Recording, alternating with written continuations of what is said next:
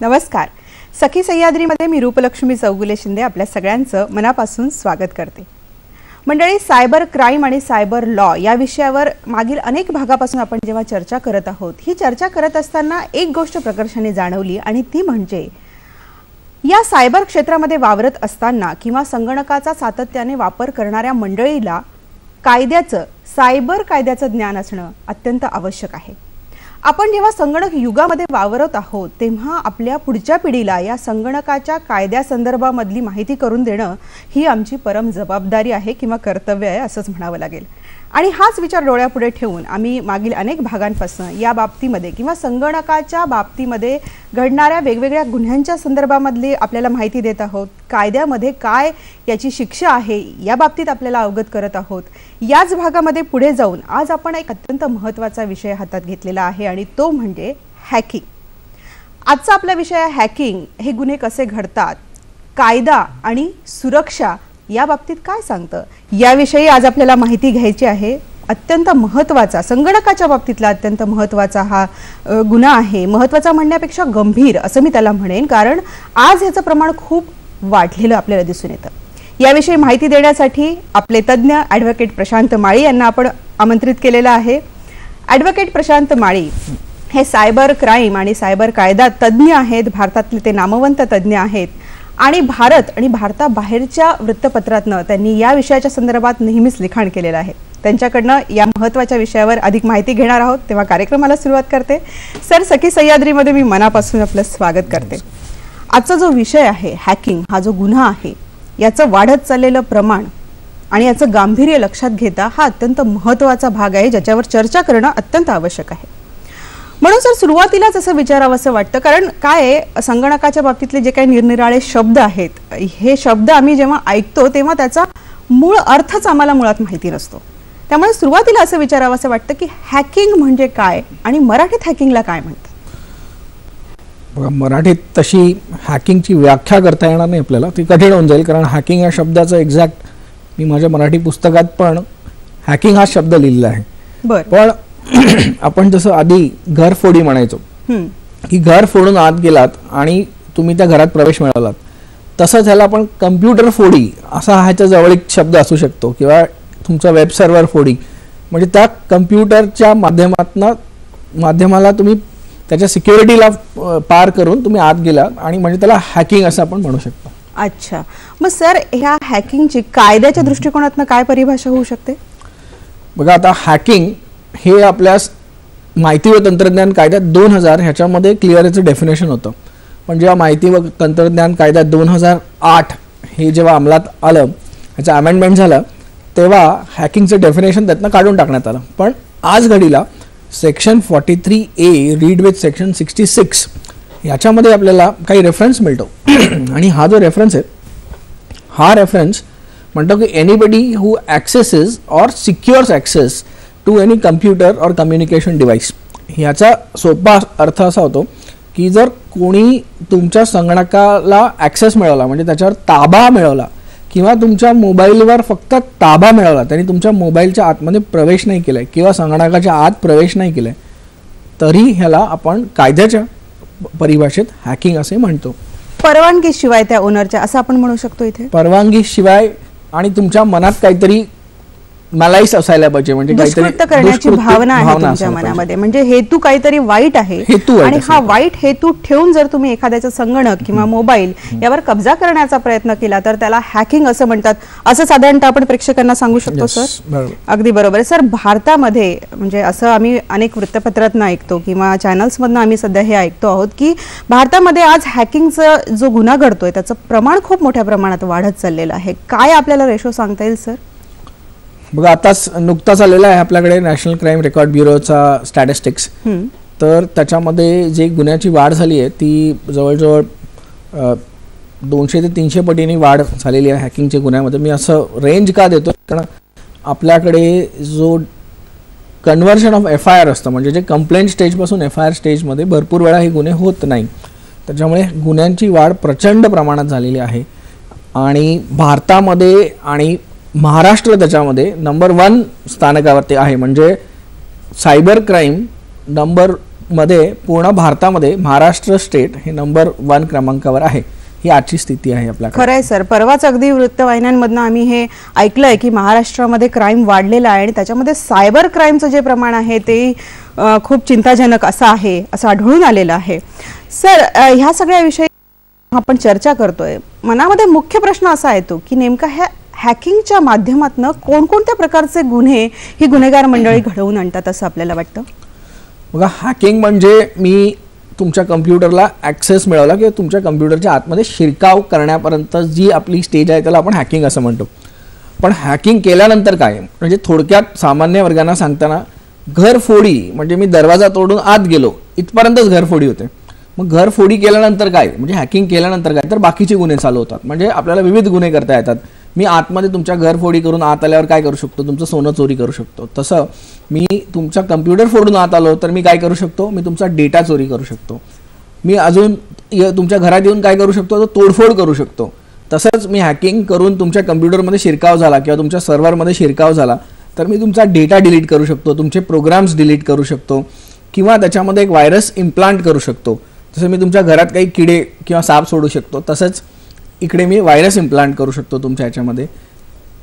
तुमच्या ह्याच्यामध्ये रस्ते बनवून ठेवू शकतो की माझी दुसरे हॅकर मंडळी नंतर तुमच्या कम्प्युटरमध्ये जगभरातनं शिरकाव करू शकतात. तर अशा पद्धतीने मी फक्त आत प्रवेश मिळवल्याने तुमचं खूप आर्थिक गांभीर्य रूपाचं आर्थिक नुकसान करू शकतो, तुमची बदनामी करू शकतो, तुमचा डेटा चोरी करू शकतो व तुमच्या व्यवसायाला खूप नुकसान होईल इतपत गोष्टी करू शकतो. सर, टॉक टाइम पण या माध्यमातून चोरीला जाऊ शकतो? जर तुमचं टॉक टाइम इंटरनेटच्या माध्यमातून तुमच्याकडे येत आहे तर डेफिनेटली जर अपडेट होत असेल तर ते चोरीला जाऊ शकतं.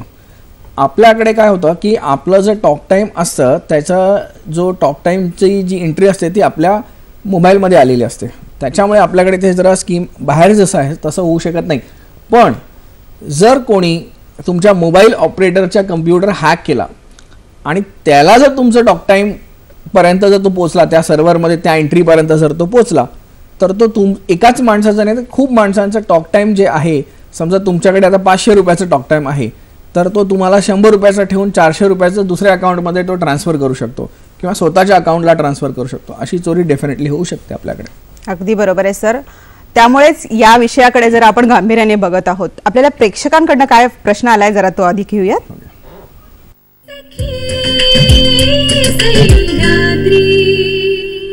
जर माझ्या कॉम्प्युटरमध्ये बिघाड आणण्यासाठी जाणून बुजून कोणीतरी काही तांत्रिक बिघाड आणला तर त्याला हॅकिंग असं बोलता येईल का?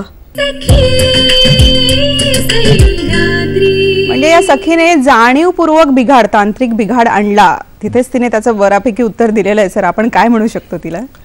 बघा, मी सुरुवातीला जसं डेफिनेशन सांगितलं तुम्हाला की जर कोणी तुमच्या परवानगी विना व त्याचा हेतू चुकीचा आहे ह्या पद्धतीने जर तुमच्या संगणकात प्रवेश मिळवला तर त्याला आपण हॅकिंग डेफिनेटली म्हणतो. आणि मग तो प्रवेश मिळवल्यावरती तो तुम्हाला तांत्रिक बिघाड आणू शकतो. तर तांत्रिक बिघाड आणण्यासाठी जो कलम लागतं त्याचं कलम वेगळं आहे आणि हॅकिंगचं कलम वेगळं आहे, पण तो गुन्हाच ठरतो.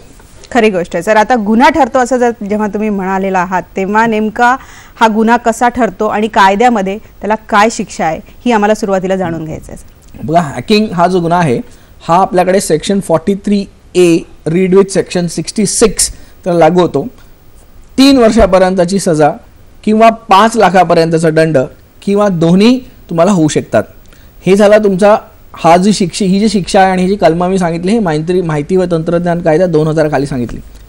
पण तुम्ही हॅकिंग करताना तुमच्यावरती IPCची पण कलमं लागू शकतात.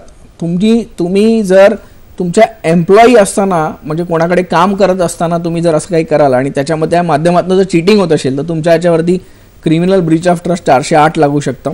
तुम्ही जर ते हॅकिंग वापरून काही चीटिंग करणार हॅकिंग करून तर तुमच्यावर 420 कलम लागू शकतं. तुम्ही जर काही डेटा चोरी केला तर त्या माध्यमातून तुम्हाला काही कलमं लागतील. तर अशी विविध कलमं तुम्ही हॅकिंग केल्याने तुमच्यावर लागू शकतात. कलमं लागतील सर, शिक्षा काय आहे? शिक्षा 3 वर्षापर्यंत आणि 5 लाखाचं दंड ही IT ऍक्ट खाली शिक्षा आहे.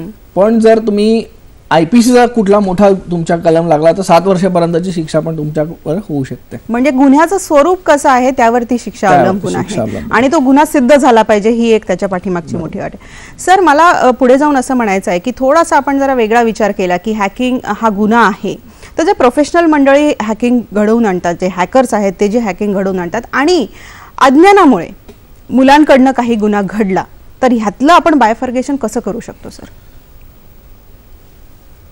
जे प्रोफेशनल मंडळी असतात त्याला आपण हॅकर असंच म्हणतो आणि ह्या प्रोफेशनल मंडळीचं काम अल्टिमेटली हे कोणाच्या तरी सांगण्यावरनं करत असतात किंवा कोणीतरी ह्यांना हायर केलेलं असतं किंवा हे स्वतःच्या मोटिवेशनने करत असतात. तर जेव्हा हे मनामध्ये मलाईच घेऊन करतात, ह्यांची जी वृत्ती आहे ती चुकीची असेल तेव्हा ह्यांना दंड हॅकिंग जसं म्हटलं त्याप्रमाणेच होतो. पण समजा इनोसंटली तुम्ही हॅकिंग केलं तर नॉर्मली इनोसंटली हॅकिंग होत नाही. पण जर इनोसंटली तुमच्याकडनं कुठच्या तरी प्रोग्राम वापरल्यामुळे तुम्ही चुकून कोणाच्या तरी कम्प्युटरमध्ये शिरलात तर ते तुम्हाला कोर्टात प्रूव्ह करायला लागणार की तुम्ही हे इनोसंटली झाले आणि तुमच्याकडे तसे एव्हिडन्सेस असायला लागते. नाही झालं तर तुम्हाला पण तेवढी शिक्षा होणार. बरोबर आहे. मला का विचारायचं सर, कारण हल्ली तरुण मंडळी हुशार आहे, त्यांना संगणक क्षेत्रातली बऱ्यापैकी माहिती असते. उत्सुकतेपोटी किंवा प्रयोग करायचा आहे म्हणून एखादा प्रयोग करून त्यातनं जर काही अशा प्रकारचा गुन्हा घडला आणि हा एक अज्ञानातून किंवा इनोसंटली झालेला गुन्हा घडलेला आहे हे सिद्ध करण्यासाठी कोर्टामध्ये आपल्याला काय काय तजवीज करावी लागते सर? आता मी तुम्हाला एक उदाहरण देईन. आपल्या भारतात खूप मंडळी अशी आहे, मुलं ज्यांना हॅकिंग हे त्यांना एक नवीन झील देतं, त्यांना एक खूप मोठं हाय देतं. तर ते हॅकिंग करून त्यांना मी खूप काहीतरी शिकलोय, माझं टेक्निकल ज्ञान हे जगापुढे आणायचं असतं, त्यांना जरा कॉन्फिडन्स. मग हे काय करतात, हे जे आपले प्रसिद्ध सरकारी साईट्स आहेत किंवा प्रसिद्ध मीडियाच्या साईट्स आहेत किंवा मग डॉक्टर लोकांच्या साईट्स आहेत, अशा साईट्स जाऊन ते हॅक करतात. ते हॅक करण्याचं त्यांचं माध्यम काय असतं, आपण ह्याच्यातलं जर लूप होल शोधून काढला म्हणजे ह्याच्यात जे काही कमतरता आहे ती शोधायची आणि मग आपण ह्यांना सांगायचं. पण प्लीज लक्षात ठेवा, तुम्ही जर त्यांना न विचारता सरकारी साईट्स, मिलिटरीच्या साईट्स, डिफेन्सच्या साईट्स, कंपन्यांच्या साईट्स ह्याच्यामध्ये जाऊन तुम्ही त्यांच्या भल्यासाठी जरी ते काही शोधून काढलं आणि त्यांना सांगितलं तरी त्याला आपण हॅकिंगचा गुन्हा ठरतो. बरोबर आहे. त्यांना सांगून जर तुम्ही केलं, जर त्यांनी तुम्हाला अपॉइंट करून केलं तर तो हॅकिंगचा गुन्हा ठरत नाही. म्हणून त्यांनी न सांगता तुमच्या प्रॅक्टिकलसाठी कोणावर तरी असे काहीतरी प्रयोग करू नका, कारण तुमच्या प्रयोगाने त्यांची वेबसाईट डाऊन होऊ शकते, सरकारची महत्त्वाची ई-गव्हर्नन्सच्या वेबसाईट्स डाऊन होऊ शकतात. त्यामुळे असा काही प्रयत्न करू नका. तुम्हाला कोणीही ऑथरायझेशन केलं नाही, जरी तुमच्या मनामध्ये चांगली भावना असेल तरी कृपया करून असं काही करू नका. सर एखादी काही केस आपल्याकडे आलेली सांगता येऊ शकते? आता अशी 100तनं एखाद वेळ केस होते की एक आमचा स्टुडंट होता, इंजिनिअरिंगचा स्टुडंट होता, त्याने कॉमनवेल्थ गेम्स जे आपल्याकडे झाले होते त्या कॉमनवेल्थच्या गेमच्या वेबसाईटमधनं काही वल्नरेबिलिटी शोधून काढल्या होत्या. तर त्याला एक सर्टिफिकेट देऊन त्याचा गौरव करण्यात आला. पण असं सगळ्यांच्या बाबतीत होत नाही. त्याच्यामुळे एखाद्याचं तुम्ही एक्झाम्पल घेऊन की बाबा मी पण आता असं हॅक करून बघ माझाही काहीतरी गौरव होईल असा होण्याचे चान्सेस खूप कमी असतात. त्याच्यामुळे तुम्ही जेव्हा कधी कोणावरती हॅक करता तेव्हा तुमचा IP ॲड्रेस येतो, नाही आला तुमचा मॅक ID येतो, नाही आला तर ते तुम्हाला पूर्ण शोधून काढू शकतात विविध प्रकाराने. तर तुम्हाला ह्याच्यासाठी कॉशियस राहायचं. एक केस सांगू इच्छितो तुम्हाला हॅकिंगची. ह्याच्यामध्ये ह्या 2 मंडळीने, हे मार्केटिंगवाले मंडळी होती, ह्यांना खूप गहन टार्गेट होतं की टार्गेटच्या प्रेशर खाली होते ते मार्च एंडाला होतं. तर ह्यांना काही मोठ्या श्रीमंत मंडळींचा डेटा हवा होता. डेटा कशाला की मग त्यांना ते फोकस करतील आणि त्यांचं प्रोडक्ट त्यांना विकतील. म्हणून यांनी ह्यांच्या मॅनेजमेंटला ह्यांच्या संस्थापकांना न विचारता त्या कंपनीच्या सर्व्हरमध्ये जाऊन त्यांनी हॅक केला आणि तो डेटा काढला आणि डेटा करून तो त्यांचा डेटा घेऊन त्यांच्याकडे मार्केटिंग करायला पोचले. मार्केटिंग करून त्यांनी तो बिझनेसही मिळवला, त्याचा गौरवही झाला. पण नंतर पोलीस त्यांच्या मागे लागले कारण ते समोरची कंपनी कंप्लेंट केली कारण ह्यांचा IP ॲड्रेस त्यांच्या कंपनीच्या सर्व्हरवर दिसला होता कारण ह्यांनी त्यांच्या कम्प्युटरमध्ये हॅक केलं होतं. म्हणून ह्यांच्या कंपनीच्या मालकालाही बेल घ्यावा लागला आणि ही जी 2 मंडळी होती यांची नोकरी गेली आणि ह्यांच्या मागे आता केस चालू आहे. त्याच्यामुळे कृपा करून फक्त क्षणिक तुमच्या कामासाठी तुम्ही एक मोठा गुन्हा करून बसाल, त्यामुळे सावध राहा. अगदी सर, वारंवार आपण जेव्हा चर्चा करतोय ना या विषयावर आणि संगणकाचा क्राईम किंवा कायदा याविषयी आपण मागील अनेक भागापासून जेव्हा जेव्हा चर्चा करत आहोत, मी सुरुवातीलाच प्रेक्षकांनाही सांगितलं की हे लक्षात येतं की या मुळात कायद्याची माहितीच लोकांपर्यंत नाहीये. हा गुन्हा होऊ शकतो, हा आपण काहीतरी गुन्हा करतो आहे याची माहिती नसल्यामुळे अज्ञानापोटी होणारे गुन्हे हल्ली वाढलेत असं चित्र दिसतं का सर आपल्याला? सायबर कायद्याचं अज्ञान पूर्ण भारतभरात पसरलेलं आहे. फक्त अशिक्षित लोकच नाही तर सुशिक्षित लोकांनाही सायबर कायदा आहे भारतामध्ये. तो कॉग्नेझेबल आहे, म्हणजे तुम्हाला बिना वॉरंट अटक होऊ शकते आणि तुमच्या जवळचे पोलिसांना IT बद्दल म्हणजे संगणकाबद्दल सगळं कळतं, हा पण त्यांना विश्वास नसतो. त्यांना हे कळू दे की आता हा कायदा येऊन 13 वर्ष झालेली आहेत. 13 वर्षामध्ये जजेस लोकांचं, पोलिसांचं, वकिलांचं खूप सारं ट्रेनिंग झालेलं आहे. त्याच्यामुळे पोलीस ही यंत्रणा आहे याचं ट्रेनिंग चांगलं झाल्या कारणाने ते तुम्हाला आरामात पकडू शकतात, ते तुमच्या घरपर्यंत येऊ शकतात. आणि सायबर कायद्याच्या ज्ञानासाठी खूप मोठं कष्ट घ्यायची गरज नसते. तुम्ही जर इंटरनेटवरती गेलात तर भरमार आहे त्या कायद्याच्या इन्फॉर्मेशनसाठी. तुम्ही ते इन्फॉर्मेशन घ्या. आमचा कार्यक्रम बघा, आम्ही दर 13 भागात कार्यक्रम केलेला आहे. प्रत्येक वेळे नवीन सायबर कायद्याबद्दल नवीन गोष्ट सांगितलेली आहे. तर आपण हे करतोय. म्हणजे इंटरनेटशी किंवा कुठल्याही सोशल मीडियाशी पण जोडण्यापूर्वी त्यांचे जे काही रूल्स अँड रेग्युलेशन्स आहेत ते फॉलो करणं, ते बघणं आधी गरजेचं आहे असं पण या निमित्ताने लोकांना सांगू शकतो मला वाटतं. सर, आपल्याला प्रेक्षकांकडनं या विषयाच्या संदर्भात काय प्रश्न आलाय तो आधी बघूया.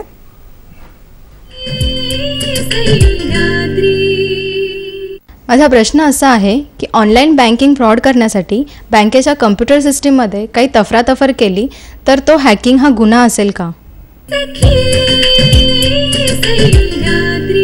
मला वाटतं सर बँकिंग क्षेत्रामध्ये हॅकिंगचा जास्त गुन्हा मोठ्या प्रमाणात घडताना दिसून येतोय का? काय आपण मार्गदर्शन देऊ शकतो या सखीला?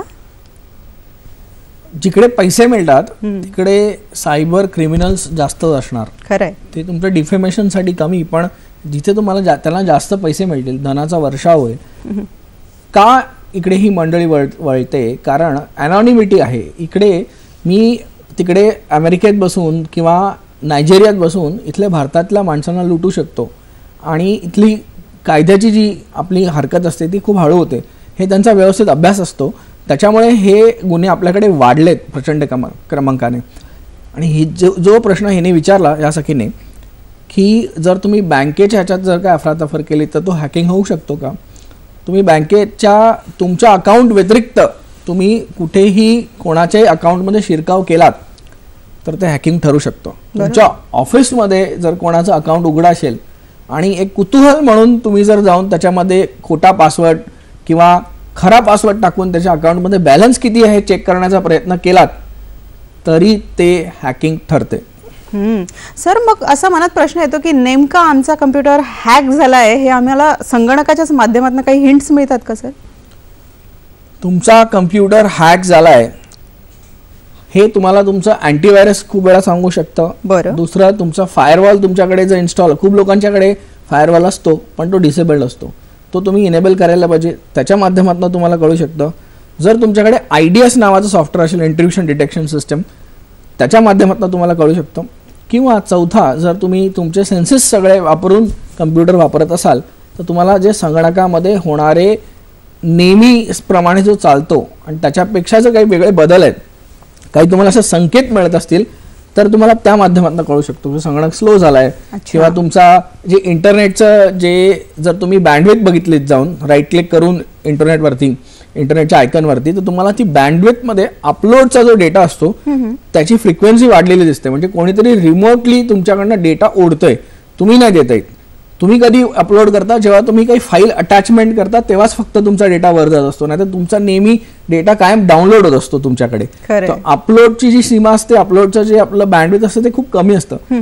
तर ते जर तुम्हाला वाटलं की हे वाढलंय म्हणजे कोणतरी तुमच्या कम्प्युटरमधनं डेटा सक करतोय किंवा तुमचा डेटा तुमच्याकडनं घेऊन दुसऱ्याकडे पसरवतं. ओके, म्हणजे सर आता इथे तुम्ही जी माहिती सांगता त्याच्यावरनं असं म्हणावंसं वाटतं की जसं पालक पाल्यांकडे अगदी त्याचं बारीक ऑब्झर्वेशन करतात तशा पद्धतीने संगणकाकडे नीट लक्ष देणं मंडळी गरजेचं आहे. सर वारंवार आपल्याला प्रत्येक भागामध्ये हे सांगत आहेत. छोट्या छोट्या टिप्सच्या माध्यमातून ते आपल्याला आपल्या संगणक हॅक होतोय किंवा आपला डाटा चोरी होतोय याविषयीच्या आपल्याला ज्या काही हिंट्स मिळतात त्याकडे बारकाईने बघा असंही मला वाटतं सर आपण आपल्या कार्यक्रमाच्या माध्यमातून नेहमी सांगत असतो. सर इथे आणखी एक महत्त्वाच्या प्रश्नाकडे मी वळणार आहे आणि तो प्रश्न म्हणजे हॅकिंग आणि इथिकल हॅकिंग ह्याच्यामध्ये काही फरक आहे का आणि असेल तर तो काय आहे? बघा, हॅकिंग म्हणजे तुम्ही कोणाचं तरी मगाशी मी सांगितलं संगणक फोडून आतमध्ये जात आहे. बरं. एथिकल हॅकिंग म्हणजे तुम्ही एथिकल वेजमध्ये म्हणजे तुम्ही जे काही कायद्याच्या कचोट्यात बसून कोणाचं तरी घर फोडून आत जात आहे असं त्याचं म्हणणं असावं असं मला वाटतं. मी तर एथिकल हॅकिंग या शब्दाच्या विरोधात आहे. कारण जर तुम्ही घरफोडी म्हणता आणि जर एथिकल घरफोडी म्हणता तर ते दोन्ही परावृत्त असे शब्द आहेत. तर हा शब्दच चुकीचा आहे. म्हणजे जर तुम्ही कोणाला जर सांगताय की तुला मी एक सर्टिफिकेट देऊन तुला एक सर्टिफाईड घरफोड्या बनवतोय आणि त्याच्या कानात जर हा शब्द जात असेल की मी घरफोड्याच आहे तर मग तो कधीतरी त्याचं सगळं इमान सोडून तो खरोखरची घरफोडी करू शकतो. त्याच्यामुळे हा शब्द बदलायची गरज आहे आपल्याकडे. ह्या कोर्ससाठी हा शब्द बदलणं खूप गरजेचं आहे. पण जे एथिकल हॅकिंगचे कोर्सेस आपल्याकडे होतात भारतात जे त्यांना सर्टिफाईड मिळतं तर एथिकल हॅकर लोकांचं काम काय असतं की त्या क्लायंटच्या परमिशन घेऊन त्यांच्या कम्प्युटरमध्ये संगणकामध्ये शिरकाव करून त्या संगणकामध्ये काही लूपहोल्स आहेत का, काही व्हल्नरेबिलिटीज आहेत का हे त्यांना सांगणं, त्यांना रिपोर्ट करणं आणि त्यांच्यासाठी त्यांना त्याचा मोबदला मिळतो. अच्छा, पण म्हणजे हा फरक आहे. शेवटी कोर्सचं एथिकल हॅकिंग असं नाव दिलेलं आहे आणि आपला त्या नावावरच मुळात शीर्षकावरच आपलं ऑब्जेक्शन आहे. कारण एथिकल म्हटल्यानंतर मग ते आम्हाला कायद्याच्या कसोटीत आहे बसतं असं सोयीस्कर अर्थ मंडळी काढू शकतात. पण सर इथे म्हणूनच मला प्रश्न विचारायचा वाटतो की एथिकल हॅकिंग केल्यानंतर पोलीस आम्हाला पकडू शकतात का? तुम्ही एथिकल हॅकिंगचा तुमच्याकडे एव्हिडन्स पाहिजे. अच्छा, म्हणजे तुम्ही उद्या घरफोडी केलीत आणि तुम्हाला त्या माणसाने सांगितलंय असं कुठेतरी एव्हिडन्स पाहिजे. तो जर त्याने तुम्हाला सांगितलं आज माझं घर फोडून दे म्हणजे तू माझं लॉक तोडून दे आणि तुम्ही लॉक तोडलं आणि तो वेळेला तू लॉक कशाला तोडलंस मी तुला सांगितलं नव्हतं तर ती चोरी ठरते तो पलटला तर. म्हणून एथिकल हॅकिंग ज्यांना करायचं आहे त्यांच्याकडे एव्हिडन्स असणं गरजेचं की ह्या माणसाने तुम्हाला अपॉइंट केलं आहे म्हणजे एक अपॉइंटमेंट लेटर की मी तुम्हाला हे करण्यासाठी अपॉइंट करतोय, माझ्याच संगणकात शिरायला आणि माझ्या व्हल्नरेबिलिटी शोधण्यासाठी मी तुम्हाला अपॉइंट करतोय सर्टिफिकेट असणं गरजेचं आहे. तर मगाशी आपण जसं म्हणाल्याप्रमाणे एथिकल हॅकिंगचे कोर्सेस आपल्याकडे होतात. तर हॅकिंग कुठे शिकवलं जात नाही, एथिकल हॅकिंगचे कोर्सेस होतात आणि एथिकली कसं आपण हॅक करायचं हे का शिकवलं जातं. म्हणजे जर तुम्ही संगणकात हॅक करून तुम्ही संगणकामध्ये काही लूपहोल्स आहेत का हे जर बघून समोरच्याला सांगितलं तर तो लूपहोल्स बंद करेल. तुमचं घर किती हळुवारपणे मला फोडता येतं किंवा इझिली फोडता येतं हे जर मी तुम्हाला सांगितलं तर तुम्ही त्याच्यावरती काही प्रिकॉशन घ्याल, तुम्ही अजून दरवाजे लावाल, तुमची टाळी बदलाल, तुम्ही अजून सिक्युरिटी लावाल. तसं तुम्ही संगणकांवरती अजून सिक्युरिटी लावाल, अजून टाईट कराल. बरोबर. म्हणून हे एथिकल हॅकिंग करायला तुम्हाला मोबदला घेऊन अलाव करतात. अच्छा, म्हणजे तो त्याच्यासाठी भाग आहे की आपण अधिक जास्त संरक्षित कसं होऊ शकता. पण याचा उपयोग करून दुसऱ्यांना त्रास देणं हा काही याचा अर्थ नाहीये आणि सोयीस्कर मंडळी जे गुन्हेगार मंडळी आहेत ती अशा प्रकारचे अर्थ लावू शकतात. मग त्या संदर्भात आणखी काय करता येऊ शकतं आपल्याकडनं माहिती घेणार आहे सर. तत्पूर्वी प्रेक्षकांकडनं काय प्रश्न आलेला आहे तो घेते.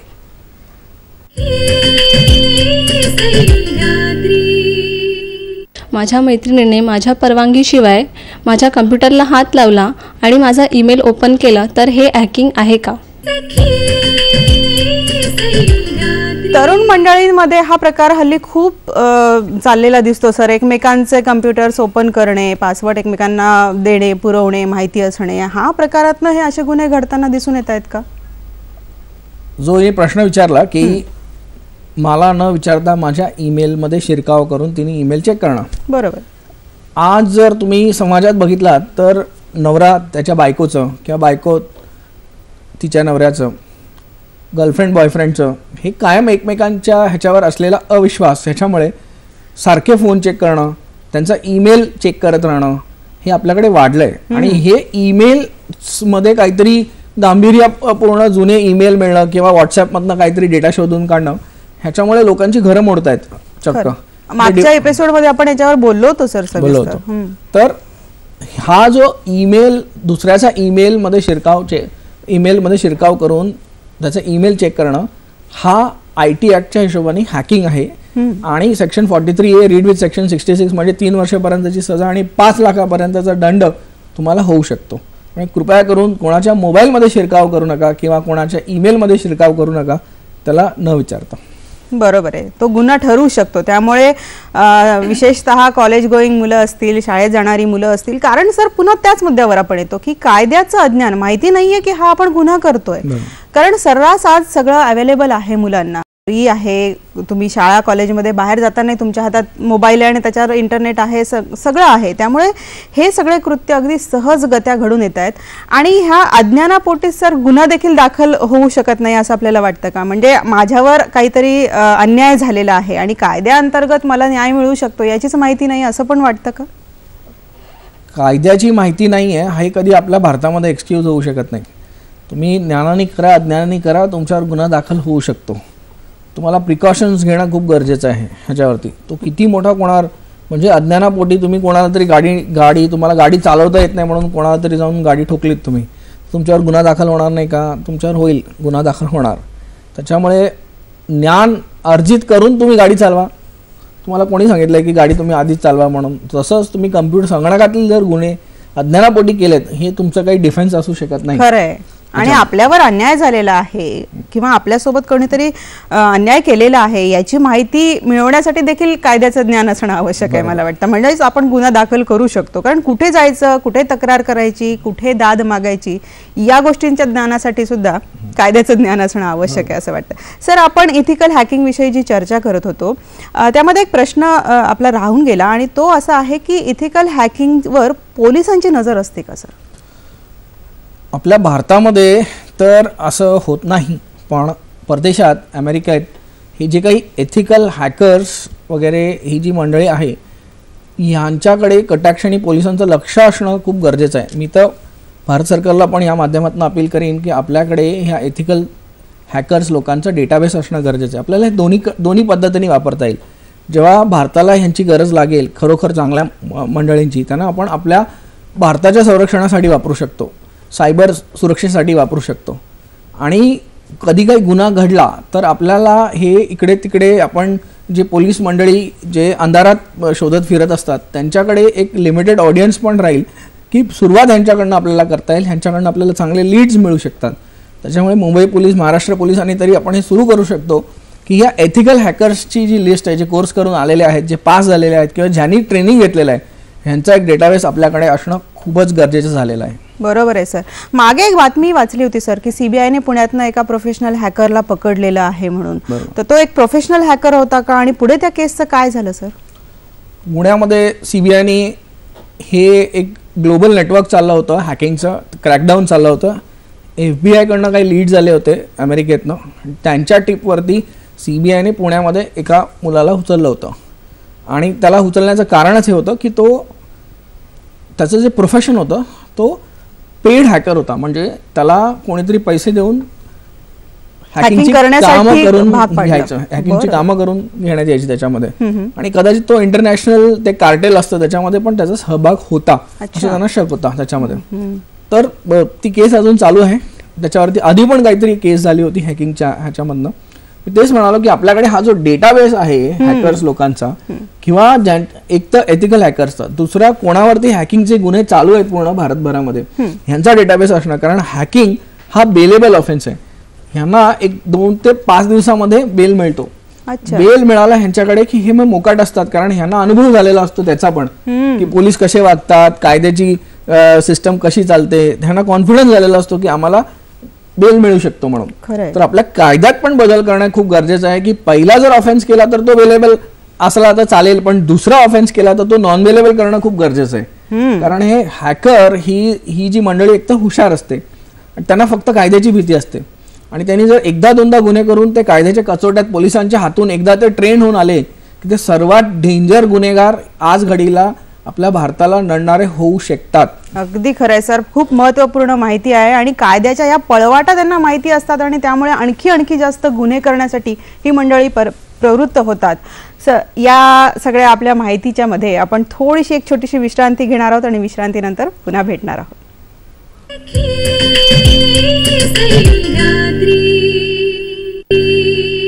विश्रांतीनंतर सखी सह्याद्रीमध्ये मी पुन्हा एकदा आपलं स्वागत करते. मंडळी, आज आपण हॅकिंग, कायदा आणि सुरक्षा या महत्त्वाच्या विषयावर चर्चा करत आहोत. माहिती देत आहेत ॲडव्होकेट प्रशांत माळी सर. विश्रांतीला जाण्यापूर्वी तुम्ही खूप छान सांगितलं की कशा पद्धतीने ही गुन्हेगार मंडळी कायद्यातनं पळवाटा शोधून काढतात आणि मग हे पुन्हा अशा प्रकारचे गुन्हे करू लागतात. सर, एक उत्सुकता म्हणून एक प्रश्न विचारते. मी मागे असं ऐकलं होतं की आपली कार हॅक होऊ शकते का सर? चांगला आधुनिक प्रश्न विचारलाय तुम्ही, की आपली कार हॅक होऊ शकते का. आज जर तुम्ही आपल्या कार या संदर्भात तुम्ही बघत असाल तर आपल्या कारमध्ये कम्प्युटर आलेत. आपल्या कारचं जे ट्रान्समिशन असतं ते पूर्णपणे MPFI असतं, म्हणजे त्याला मायक्रो प्रोसेसर कंट्रोल्ड असतं. आता काही आधुनिक कार्स आलेत आपल्याकडे ज्याच्यामध्ये सगळंच काही कम्प्युटर कंट्रोल्ड असतं, म्हणजे तुमचा मॅप्स तुमच्याकडे असतात, तुमच्या टायरमध्ये किती हवा आहे आणि तुम्हाला एव्हरेज किती मिळेल हे सुद्धा ते कम्प्युटर कंट्रोल करून तुमच्या कारच्या समोर पॅनलमध्ये देत असतं. तर मी तुम्हाला एक कार आपली हॅक होऊ शकते, पहिलं लेट मी ॲग्री टू दिस, आपली कार डेफिनेटली हॅक होऊ शकते. तर उदाहरण द्यायचं म्हणजे कार हॅक होण्याचं कारण म्हणजे ते कसं झालं. आता समजा तुमचा जो कम्प्युटर आहे, तुमचा जी कार आहे ती सर्व्हिसिंगसाठी एक सर्व्हिस स्टेशनशी जोडलेली असते. तेव्हा तुम्ही ॲन्युअल मेंटेनन्स कॉन्ट्रॅक्ट करता, तेव्हा एका माणसाने काय केलं, त्याला असा त्याच्या मालकावर राग होता म्हणून त्याने ते सिस्टम वापरून सगळ्या कार्स जे आपल्या सर्व्हिसकडे होता त्यांना एक रोग मेसेज पाठवला की तुमच्या कारच्या मागच्या 2 टायरची हवा कमी झालेली आहे. म्हणजे जी 30 PSI असते ती 30 वरनं 15 PSI झाली आहे. आता काय झालं, ते US फास्ट लेन्समध्ये हे ज्यांना 15 PSI झाले, कारण ते गाडी चालवत आहेत, त्यांना समोर दिसतंय की PPP वाजला की माझी टायरची हवा कमी झाली. अशी एक 10,000 मंडळी जर ते गाडी साईडला लावून तुमची कारमध्ये हवा कमी झाली म्हणून मागे उतरून बघू लागले तर जे ट्रॅफिकच्या टायमाला जे ट्रॅफिक असतं ते कम्प्लिटली हॉल्ट झालेलं आहे. अच्छा. तर ही एक पद्धत आहे. दुसरी, मी तुम्हाला तुमच्या जर आपण भारतामध्ये जेवढं GPS वर अवलंबून नसतो, पण जर तुमचे GPS पण माझ्याकडे AMC वरती असला तर मी तुमच्या GPS ला, म्हणजे जी ग्लोबल पोझिशनिंग सॅटेलाइट असते, तुम्हाला मॅप्स दाखवत आहे. म्हणजे तुम्हाला जायचं आहे आळंदीला तर तुमचा जो मॅप आहे तो मी वेडावाकडा दाखवून म्हणजे जिकडे किडनॅपर्स बसले आहेत तिकडे तुमची गाडी वळवून घेऊ शकतो. पण थोडक्यात भारतात आपल्याला हा त्रास नाही, कारण आपल्याकडे GPS असून सुद्धा वापर कमी आहे आपला त्याच्याकडे. त्याच्यामुळे आपल्याकडे भारतामध्ये मॅरेज ऑफ बोथ टेक्नॉलॉजीज आहेत. तर आपण टेक्नॉलॉजी वापरतो आणि आपलं ज्ञानही वापरतो, सामान्य ज्ञान, किंवा रस्त्यात पण लोकांना विचारत हे करत असतो. त्यामुळे तितका आपल्याला अजून तितका हे नाही आहे, पण पुढे जाऊन नक्कीच कार हॅकिंगचे इन्सिडेन्सेस आपल्याकडे होत राहणार आहेत. बापरे, म्हणजे सर ही खूपच धक्कादायक अशी बातमी आज तुम्ही आम्हाला सांगितलेली आहे की आपला कारही हॅक होऊ शकतो. मी उत्सुकतेपोटी विचारलं होतं कारण मी ऐकलं होतं कुठून तरी की असे प्रकार भविष्यात अधिक घडू शकणार आहेत, पण ते खरे आहेत हे ऐकून खरोखर आश्चर्य वाटलेलं आहे. सर, म्हणून आणखी एक उत्सुकता माझी जरा वाढलेली आहे. तो प्रश्न विचारते की आपला जो व्हिडिओ कॅमेरा आहे घरातला, मग तो पण हॅक होऊ शकतो का? तुमचा जो वेबकॅम आहे तो, प्रेक्षकांनी हे मी जे सांगतोय हे लक्ष देणं खूप गरजेचं आहे की तुमचा जो कम्प्युटर संगणकावरचा वेबकॅम किंवा तुमच्या मोबाईलमधला असलेला वेबकॅम, म्हणजे कॅमेरा पुढचा, किंवा तुमच्या लॅपटॉपमधले असलेला वेबकॅम जो आहे तो रिमोटली हॅक होऊ शकतो. ह्याचे डेमॉन्स्ट्रेशन झालेले आहेत. बरं. काही मंडळी पॉवर चालू ठेवते आणि कम्प्युटर संगणक चालू नाही आहे, पण त्यांचा जो वेबकॅम आहे तो संगणकाला अटॅच्ड असतो. असा कॅमेरा पण रिमोटली ॲक्सेस केला गेला आहे. म्हणजे तुमचा संगणक बंद आहे पण तुमचा कॅमेरा ऑन आहे, कारण तुमची पॉवर ऑन आहे कम्प्युटरला जाणारी. त्यामुळे तुमचा कॅमेरा चालू राहतो आणि शक्यतो आपले सगळे जे संगणक किंवा मोबाईल फोन असतात ते आपण बेडरूम शेजारी म्हणजे बेडच्या शेजारी ठेवतो, त्याच्यामुळे तुमचं काय ट्रान्समिट होऊ शकतं हे तुम्हीच गेस करा. त्याच्यामुळे रात्री झोपताना तुमचा जो संगणकावरचा जो तुमचा छोटा कॅमेरा असतो त्याला तुम्ही अनप्लग करून ठेवायचा. जर तुमचा कम्प्युटर चालू ठेवायची सवय असेल तर ठीक आहे, पण त्याला तुमची USB पोर्टमधनं तो वेबकॅम काढून ठेवणं गरजेचं आहे, नाहीतर तो हॅक होऊ शकतो. खूप वेळा हॅक झालाही असेल, कारण लाईव्ह वेबकॅम्स हे इंटरनेटवरती डिमांडमध्ये चालणारं एक विकणं योग्य म्हणजे लोक ती सर्व्हिस घेतात. कोणाच्याही रॅन्डमली घरात तो कॅमेरा जॉईंट करतात आणि तुमच्या घरात बेडरूम मध्ये काय चाललंय हे पूर्ण जग बघू शकतं आणि त्याच्यासाठी त्यांना पैसे मिळतात आणि तुमची बदनामी होऊ शकते. म्हणून प्रिकॉशन घ्या, तुमचा कॅमेरा हॅक होऊ शकतो. खरंच सर, खूप महत्त्वपूर्ण माहिती आहे. आपल्याकडे आपण सगळ्या ह्या गोष्टी अवेलेबल असतात, आपण घेतो, वापरही करतो, पण हे वापर करत असताना काय सुरक्षा घ्यायला पाहिजे हे मात्र आपण खरं तर त्याकडे दुर्लक्ष करतो. मंडळी, सर आपल्याला या माध्यमातून खूप महत्त्वपूर्ण माहिती देत आहेत. सर, प्रेक्षकांकडनं आणखी आपल्याला काय विचारणं आहे जरा ती बघूया.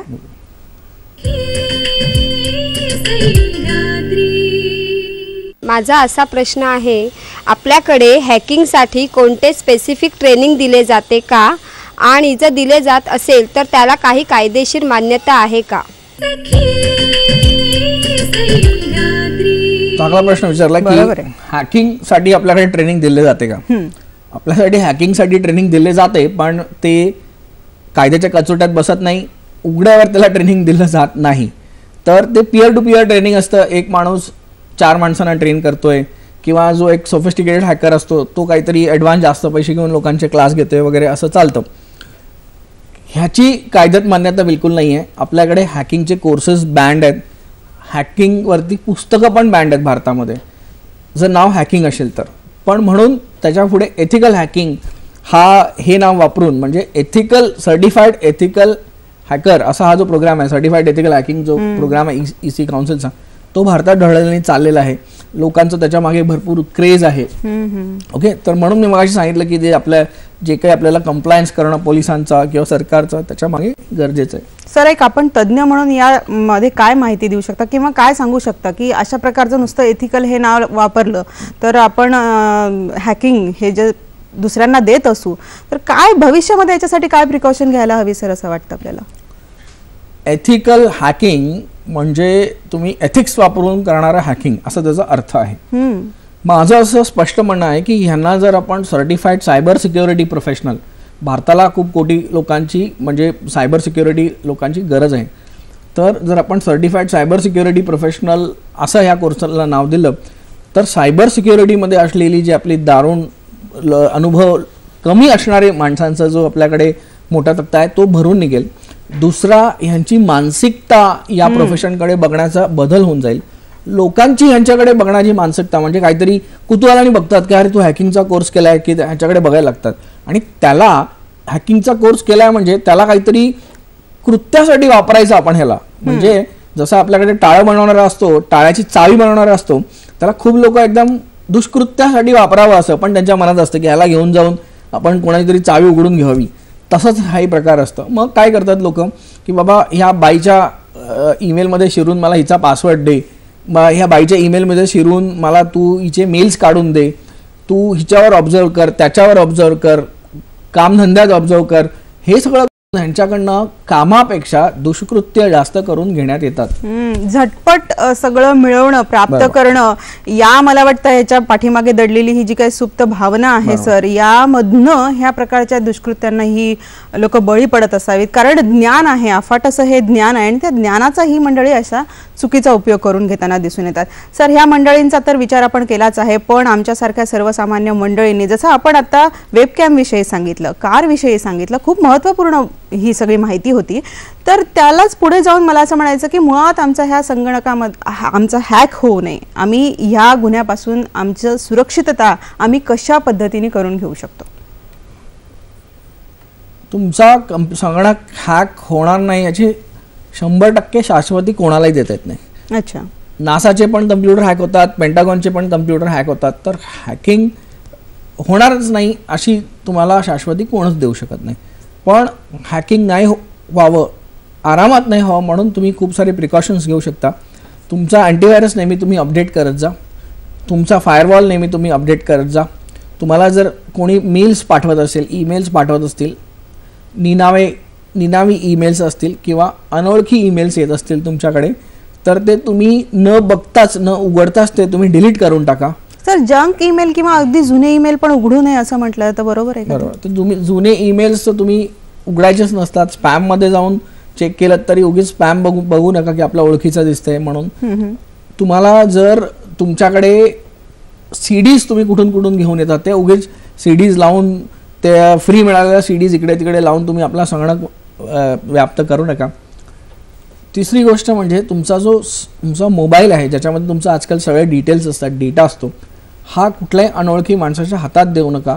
कारण तो त्याच्यामध्ये हॅक करण्यासाठी तुमचा मोबाईल त्याचा स्लेव्ह बनवण्यासाठी त्याच्यामध्ये सॉफ्टवेअर तो टाकू शकतो आणि मग तुमचा मोबाईल त्याचा स्लेव्ह बनवू शकतो. तर तुमचा मोबाईलही आरामात हॅक करता येतो. त्यामुळे तुम्हाला हे मोबाईल, संगणक ह्याच्या व्यतिरिक्त जे काय आहे तुम्ही वापर करता, ह्याचे जे सॉफ्टवेअर, सिक्युरिटी सॉफ्टवेअर्स आहेत ते अपडेट होणं गरजेचं आहे, ते विकत घेणं गरजेचं आहे. आणि तुमचा संगणकाचा वापर हा पर्सनल, तुमच्या मोबाईलचा वापर जितका पर्सनल ठेवता येईल हे तुमच्यासाठी नेहमीच सोयीचं ठरणार आहे. अगदी, म्हणजे आपला संगणक हॅक होऊ नये यासाठी आपण आता जी माहिती दिली त्या माहितीकडे प्रेक्षक हो जरा नीट आणि डोळे उघडे ठेवून बघणं गरजेचं आहे. सर, मला थोडं जरा वेगळ्या विषयावर आणायचं आहे आपल्याला, की हे जे कंपन्यांमध्ये स्पर्धा आहे आजकाल फार मोठ्या प्रमाणात, मग इथे हॅकिंगचा गुन्हा वापरून एकमेकांना मागे ओढण्यामध्ये चढाओढ दिसून येते का, आणि त्याचं काय प्रमाण आहे सध्या त्या क्षेत्रामध्ये, ह्याचं वातावरण कसं आहे सर? मोठ्या ह्या जे ऑर्गनायझेशन्स आहेत यांची एक स्वतःची एक हॅकिंगची गँग असते आणि या हॅकिंगच्या गँगच्या माध्यमातून ते हे जे कॉम्प्युटर्स असतात हे यांच्या संगणकात हॅक करत असतात आणि त्यांच्याकडनं माहिती मिळवत असतात. म्हणजे हे फक्त भारतातल्याच दोन कंपन्या एकमेकांसाठी स्पर्धेत टिकून राहण्यासाठी करत नाही, तर परदेशातल्या कंपन्या पण भारतातल्या कंपन्यांमध्ये शिरकाव करून हॅक करतात. तर हे हॅकिंग करण्यासाठी दोन गोष्टी वापरतात. एक म्हणजे सोशल इंजिनिअरिंग वापरतात. म्हणजे ते जर कोणी तुम्हाला परदेशातनं पहिला फेसबुक रिक्वेस्ट पाठवेल, तो तुमचा मित्र बनेल, मग तुम्हाला ईमेल्स पाठवेल, मग त्या ईमेल्सच्या माध्यमातून तो तुम्हाला ट्रोजन्स पाठवेल, मग त्या ट्रोजन तुमच्याकडे कम्प्युटर संगणकात तो इम्प्लांट करेल, तो इन्स्टॉल करेल आणि मग त्याच्या माध्यमातून तो तुमच्याकडे हॅकिंग करेल. तर परदेशातनं म्हणजे आज जे आपल्या आजूबाजूला जे काही राष्ट्र आहेत, चीन म्हणा किंवा अमेरिका म्हणा, हे जे राष्ट्र आहेत जे भारतातल्या ज्या IT संगणकातली कंपन्या आहेत त्यांच्यावर हमखास काही ना काहीतरी त्यांचा डेटा किंवा त्यांचा जो क्लायंट डेटा आहे हे ह्यांच्या मागे असतात. खरं आहे सर, खूप महत्त्वपूर्ण माहिती आहे. आपल्याला प्रेक्षकांकडनं काय प्रश्न आहे तो आता घेऊयात.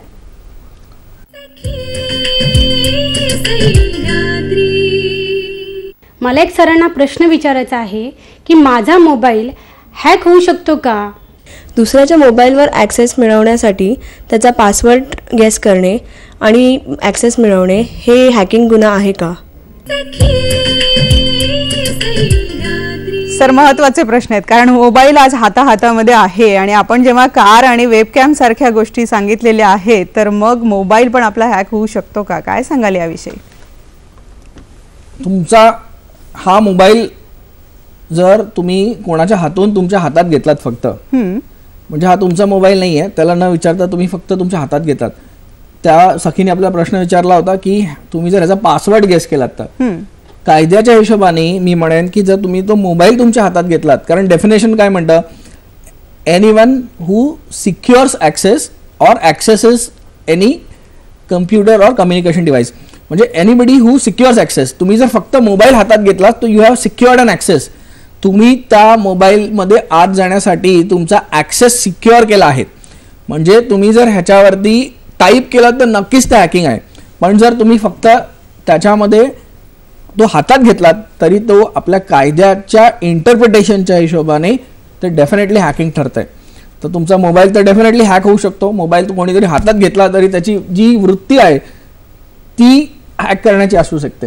काही लोकांना उगीच लोकांचे मोबाईल घेऊन त्यांचा एक सिक्वेन्स असतो तो गेस करायची सवय असते. हे पण हॅकिंग ठरू शकतं, कारण तुम्ही आत शिरण्याचा प्रयत्न करताय. हॅकिंग करण्याचा प्रयत्न करणं हा सुद्धा गुन्हा आहे. ह्याला सुद्धा आपण गुन्हा असं म्हणतो की जेव्हा तुम्ही गुन्हा घडला नाही आहे पण गुन्हा करण्याचा प्रयत्न करताना जरी पकडले गेलात तरी तुम्हाला त्याच गुन्ह्याच्या सजेखाली त्याच गुन्ह्याच्या सेक्शनखाली अटक होते. खरं आहे सर. म्हणजे आज आपल्याला असं म्हणावं लागेल की मोबाईल कोणाचा तरी दुसऱ्याचा मोबाईल आपल्या हातात घेताना देखील त्याची परवानगी घेतली पाहिजे किंवा असं करू नये. ही त्याची प्रायव्हेट प्रॉपर्टी आहे ती समोरच्या व्यक्तीची. हे या निमित्ताने खरं तर आपल्याला लोकांना सांगायला पाहिजे. सर पुढे जाऊन मला आता एक महत्त्वाच्या प्रश्नाकडे वळायचं आहे की आपण चर्चा करत आहोत हॅकिंग कशा पद्धतीने होतं, हॅकर्स लोक त्यांच्या ज्ञानाचा कशा पद्धतीने दुरुपयोग करताना दिसून येतात आणि कशा बारीक बारीक गोष्टींच्या माध्यमातून आपण या गोष्टीकडे परावृत्त होऊ शकतो किंवा आपण सुरक्षित राहू शकतो. सर या व्यतिरिक्त जसं तुम्ही सांगितलं की आपण गॅरंटी देऊ शकत नाही तरी सुद्धा जर अशा प्रकारचा गुन्हा घडला तर आम्ही कुठे जावं, पहिल्यांदा कुठे दाद मागावी? हॅकिंग जो आपल्याकडे गुन्हा आहे तो क्रिमिनल ऑफेन्स आहे. लोकांना खूप वेळा वाटतं की ते सायबर ऑफेन्स आहे आणि एक IPCचा जो गुन्हा असतो तोच फक्त क्रिमिनल ऑफेन्स आहे. तर असं नसतं. आपल्या सायबर कायद्यात म्हणजे माहिती व तंत्रज्ञान 2000 कायदा ह्याच्यामध्ये सुद्धा ऑफेन्सेस आहेत ते क्रिमिनल ऑफेन्सेस. तर हॅकिंग हा क्रिमिनल ऑफेन्स आहे.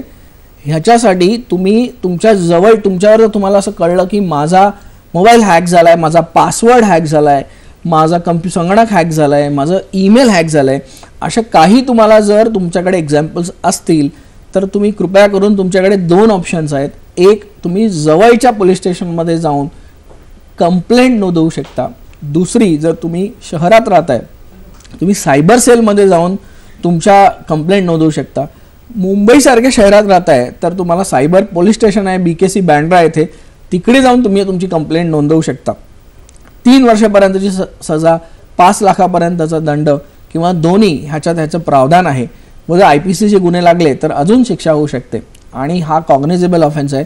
त्या माणसाला लागलीच अरेस्ट होऊ शकते. अगदी महत्त्वपूर्ण माहिती आहे सर.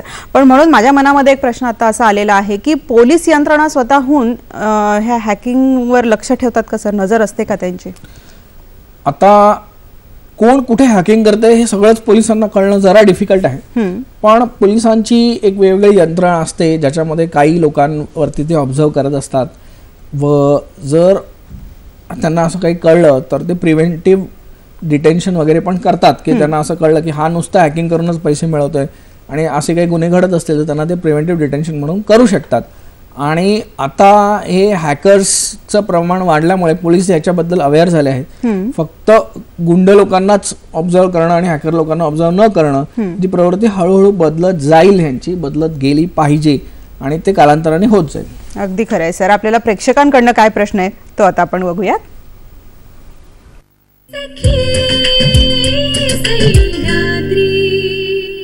माझा कम्प्युटर हॅक झाल्यास तक्रार कुठे नोंदवावी व त्यासाठी शिक्षा व दंड किती?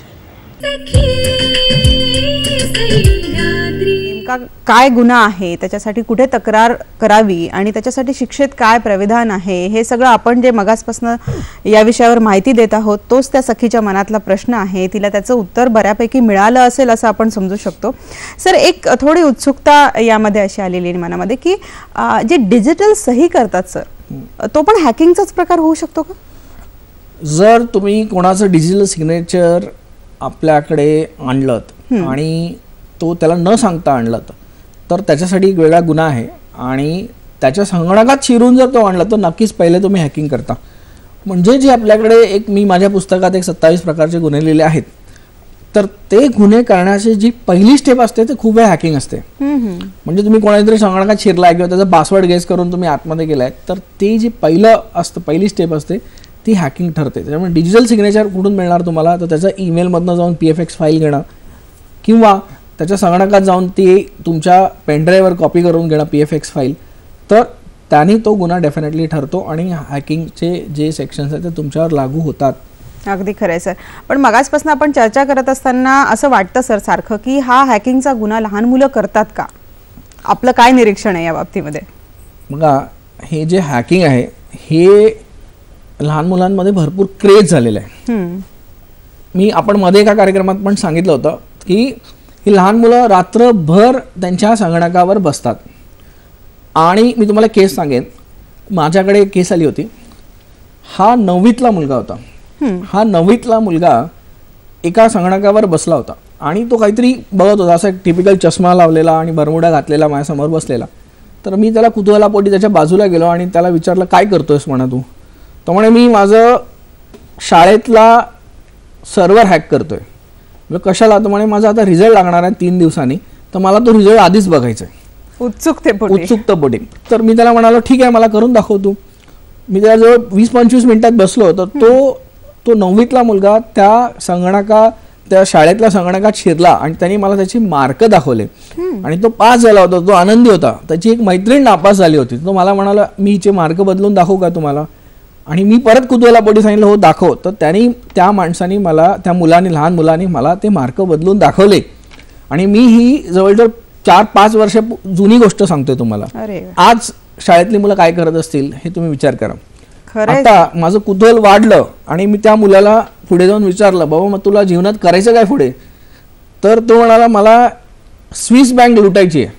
हे त्याचं मला ॲम्बिशन सांगणं होतं. मला स्विस बँकेतनं पैसे लुटायचे आहेत म्हणे मोठं होऊन. खूप सोपं असतं. मग अजून माझं कुतूहल वाढलं. मग मी त्याला विचारलं की मग तू ह्याच्यासाठी काय करतोस? तो म्हणाला की मी ज्या एरियात राहतो, आता तो एरियाचं नाव नाही सांगणार, पण मुंबईतल्या प्रतिष्ठित एरियात राहतो. तर आम्ही 8वी आणि 9वीतल्या मुलाने बाबांकडनं पैसे जमा केलेत आणि $200 जमवलेत आम्ही. आणि US मधनं पोस्टाने एक CD मागवली. त्याच्यावरती ट्युटोरियल आहे. म्हणजे कसलं ट्युटोरियल आहे? तर ट्युटोरियलमध्ये लिहिलं आहे, how to rob a bank step by step. म्हणजे बँकेला कसं लुटायचं त्याचं स्टेप बाय स्टेप शिकवण आहे म्हणे त्याच्यामध्ये, हॅकिंग कसं करायचं त्याच्यामध्ये. तर ही मुलं त्यांची जे घरात तुम्ही देता पैसे, जे काही तुम्ही पॉकेट मनी देता, ते वापरून ते हॅकिंगसाठी टूल्स पण मागवत असतात. त्यामुळे तुम्हाला लक्ष देणं खूप गरजेचं आहे मुलांवरती. रात्री मुलं बसून इंटरनेटवरती सर्फ करतात. ते सर्फ करताना नक्की काय करतात? ते हॅकिंगचे टूल्स डाउनलोड नाही करतात. ते भलत्या सलत्या साईट, डार्क वेब म्हणून आपल्याकडे, तिकडे तर जात नाही आहे. टॉर तर वापरत नाही. टॉर नावाचं सॉफ्टवेअर, लक्षात ठेवा, माहिती नंतर कधी देता येईल. हे सॉफ्टवेअर्स तर वापरत नाही आहेत ते. तर हे सगळं तुमच्यावरती एक पाल्य असल्याने तुम्ही त्याच्यावर लक्ष ठेवणं खूप गरजेचं झालेलं आहे. खरं आहे सर. मागे आपण सायबर पॅरेंटिंगच्या वेळेस पण या गोष्टी सांगितलेल्या होत्या. आपण आणखी त्याच्यामध्ये नवीन भर टाकलेली आहेत. अनेक वेबसाईट्स आणि ह्याच्या साह्याने आपण कसं पाल्यांवर लक्ष ठेवू शकतो आणि पाल्य काय चुकीचं करतं याच्यावर लक्ष देणं महत्त्वाचं आहे, हे आपण या निमित्ताने प्रेक्षकांना सांगतो आहोत. सर, प्रेक्षकांकडनं आपल्याला काय प्रश्न आलेला आहे तो आपण आता घेऊयात.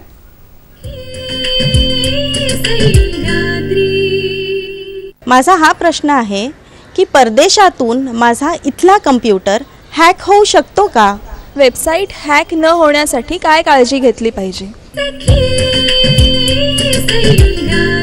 पूर्वीच काय काळजी घेतली पाहिजे सर? आपला मुळात हा गुन्हा होऊच नाही, घडूच नाही, याच्यासाठी आम्ही काय काळजी घेतली पाहिजे? आणि परदेशातला जो प्रश्न होता तोही महत्त्वाचा आहे. 2 प्रश्न आहेत. पहिला हा, जर परदेशातनं आपलं संगणक, माझ्या घरचं संगणक हॅक होऊ शकतो का? तर डेफिनेटली परदेशात बसून कोणीही आपला संगणक हॅक करू शकतो. मी परत सांगेन, ही हॅकरची जी मानसिकता आहे, ही जी क्रिमिनल मानसिकता आहे, ही हे संगणक, जे पूर्ण जग हे छोटं एक विलेज झालं आहे, छोटं गाव झालं आहे इंटरनेटमुळे, त्याच्यामुळे कोणीही कुठेही बसून आपला संगणक हॅक करू शकतं. तो कशाला हॅक करतोय ही विविध कारणं असू शकतात. आपण कार्यक्रमाच्या सुरुवातीच सांगितलं, पैशासाठी असू शकतं, बदनामीसाठी, डेटासाठी, विविध कारणं असू शकतात. संगणक हॅक होणार तुमचा, तुम्ही जर प्रिकॉशन्स नाही घेतले. तुमचे पासवर्ड्स तुम्ही 10 दिवसापोटी, 15 दिवसापोटी बदलत जा. मी बघितलं आहे भारतामध्ये पासवर्ड बदलण्याचं चलन बिलकुल नाही आहे. पासवर्ड ते आपलं नाव, आपल्या मुलीचं नाव, किंवा पासवर्ड ठेवून ते खुश होतात की मी किती चांगला पासवर्ड ठेवलाय. तर हे जे आपल्याकडे जे कल्चर आहे ते बदलणं खूप गरजेचं आहे. दुसरा प्रश्न जो आपल्याकडे आला होता की वेबसाईट माझी हॅक होऊ शकते का? तर तुमची वेबसाईट डेफिनेटली हॅक होऊ शकते. तुमची वेबसाईट हॅक नाही झाली तर तुमच्या ह्याच्यावरती DDoS अटॅक होऊ शकतो. तर तुम्ही जी काही वेबसाईट बनवाल ही सुरक्षित असण्याचं दरवर्षी ऑडिट करून घेणं तुम्हाला गरजेचं आहे. IT ॲक्टच्या हिशोबाने तुम्हाला दरवर्षी IT ॲक्ट कंप्लायन्स तुमच्या वेबसाईटचा करून घेणं गरजेचं आहे.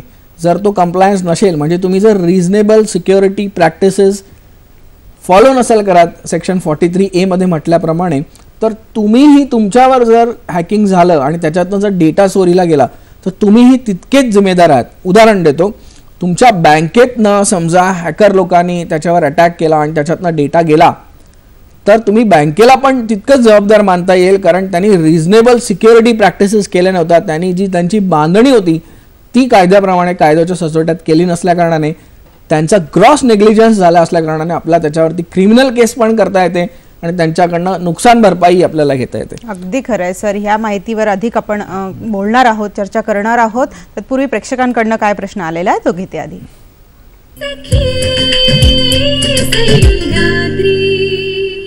मला असा प्रश्न आहे की माझा काही डेटा हॅक झाला तर मला त्याची नुकसान भरपाई कशी मिळेल? सर, म्हणजे तुम्ही जी माहिती देत होतात ना त्याच्याच अनुषंगाने की नुकसान झालेलं आहे माझं, नुकसान भरपाई मला कशी मिळू शकते? चांगला प्रश्न विचारलाय की जर तुमचं हॅकिंग झालं तर तुमच्यावर गुन्हा घडलाय हे तुम्हाला कळतंय, तुम्ही पोलिसांकडे जाऊन कंप्लेंट करू शकता, पण पोलीस तुम्हाला तुमची नुकसान भरपाई देणार आहेत की तर नाही. ते त्या क्रिमिनलला पकडून त्याला शिक्षा करतील. त्या शिक्षेमुळे तुमचं जर करोडो रुपयांचं नुकसान झालंय ते पैसे तुम्हाला मिळणार तर नाही मिळणार. मग ह्याच्यासाठी कायद्याने आपल्याकडे एक प्रोव्हिजन दिलेलं आहे. सेक्शन 45 खाली त्यांनी सायबर क्राईम कोर्ट स्थापित केलंय. हे सामान्यांसाठी नाव झालं, त्याचं जे ॲक्च्युअल नाव आहे त्याला ॲड्ज्युडिकेटिंग ऑफिसर असं म्हणतो आपण. तर 45 खाली ॲड्ज्युडिकेटिंग ऑफिसर जो असतो तो नॉर्मली त्या स्टेटचा IT सेक्रेटरी असतो. तर IT सेक्रेटरी नॉर्मली मंत्रालयात बसतात किंवा तुमचे जे काही तुमच्या स्टेटमध्ये म्हणतात तिथे बसतात. ते या IT सेक्रेटरीकडे जाऊन तुम्ही एक केस दाखल करून वकिलांच्या माध्यमातून तुम्ही दाद मागू शकता. तुमचं किती कॉम्पेन्सेशन आहे ते तुम्ही त्यांच्याकडे मागू शकता. तुमची वकिलाला झालेला खर्च पण तुम्ही त्या कॉम्पेन्सेशनमध्ये मागू शकता त्याच्याकडनं. तर तुम्हाला हे दोन्ही खर्च ते तुमचे केस ऐकतील आणि 3 ते 6 महिन्यामध्ये तुम्हाला ते उत्तर देतील. त्यांना जे लिमिट दिलं आहे ते त्यांनी 6 महिन्यातच डिसिजन घ्यायचं आहे. त्याच्यामुळे आपल्या IT ॲक्टमध्ये लिहूनच तसं आलं की त्यांनी 6 महिन्यात ते कोर्ट तुम्हाला डिसिजन द्यायलाच हवं आहे. 6 महिन्यात डिसिजन नाही दिलं त्यांच्यावर पण कारवाई होऊ शकते. म्हणून हे अशा कोर्टात जर तुम्ही दाद मागितली, सायबर क्राईम कोर्ट किंवा ॲड्ज्युडिकेटिंग ऑफिसर ज्याला आपण म्हणतो, ह्याच्याकडे जर तुम्ही दाद मागितलीत तर तुम्हाला 6 महिन्यात तुमचे नुकसान भरपाई मिळू शकते. 5 कोटीपर्यंत तुम्ही ह्यांच्याकडे जाऊ शकता. जर तुमची नुकसान भरपाई 5 कोटीपेक्षा जास्त असेल तर तुम्ही जिकडे राहत असाल, ज्या सिव्हिल कोर्टाला पिक्युनरी ज्युरिस्डिक्शन आहे किंवा टेरिटोरियल ज्युरिस्डिक्शन आहे, तिथे तुम्ही जाऊन आपला हा तुमचा कायदा म्हणजे ह्या कायद्याखाली तुम्ही तुमचा दावा दाखल करून तुम्ही नुकसान भरपाई मागू शकता. मला वाटतं सर खूप महत्त्वपूर्ण माहिती याच्या कार्यक्रमातून प्रेक्षकांपर्यंत पोहोचलेली आहे. मुळात हॅकिंग काय आहे, हा गुन्हा कसा घडतो, अज्ञानापोटी आमच्याकडनं काही अशा प्रकारचा गुन्हा घडतोय का, ह्या सगळ्या गोष्टी दक्षतेने लक्ष देणं आवश्यक आहे. आणि आज आपल्या या कार्यक्रमाच्या निमित्ताने आपल्याला ती माहिती मिळालेली आहे. अशीच माहिती संगणकाच्या क्षेत्रातली आपल्यापर्यंत आम्ही नेहमीच घेऊन येणार आहोत मंडळी. तेव्हा पुढच्या कार्यक्रमामध्ये पुन्हा भेटूयात. तत्पूर्वी सर आपण आलात आणि खूप छान माहिती दिल्याबद्दल सखी सह्याद्रीच्या वतीने मी मनापासून आपले आभार मानते. धन्यवाद.